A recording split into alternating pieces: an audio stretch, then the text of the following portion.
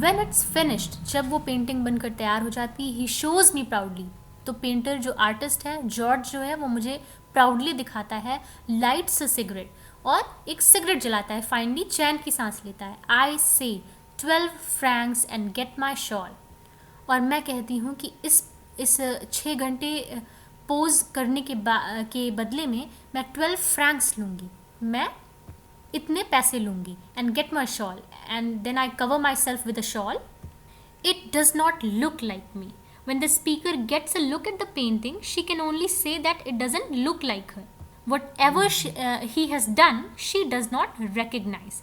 Rather than tapping into some artistic purity and putting it on display on the canvas, the artist has crafted a version of the speaker that doesn't exist. मतलब वो realistic painting नहीं लग रही है, जो वो है वास्तव में वैसी पेंटिंग नहीं बनी है, क्योंकि वास्तव में तो उसकी लाइफ और उसका इनर सेल्फ बहुत ही पैथेटिक कंडीशन में है, और जो वो पेंटिंग बनी है बहुत ही खूबसूरत और अट्रैक्टिव बनी है. तो इसलिए दोनों में बहुत ज़्यादा डिसिमिलैरिटी होने के कारण वो कहती है कि it does not look like me.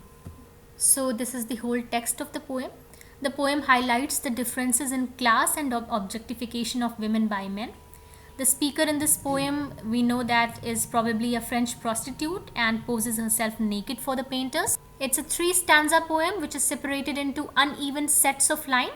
The first 2 stanzas contain 7 lines each, but the last stanza is double in length. And the lines are written in free verse.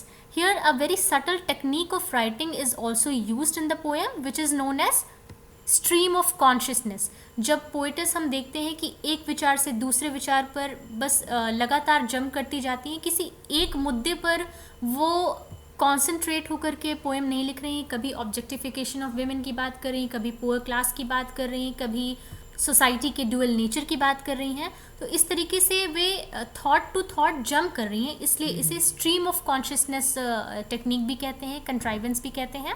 इसके अलावा इस पोएम में खूब सारे इंजैम्बमेंट्स और सेजूरा का भी प्रयोग हुआ है. And we know that the language is commonplace and easy to understand, which denotes that the speaker in the poem comes from a lower or middle class society. So this is all about the poem Standing Female Nude. I have completed this series of lecture in 5 separate videos. Because I'm lacking essential tools and facilities now, that's why I have to make short videos. Therefore, this poem is explained in 5 separate videos. I hope you like it. Thank you.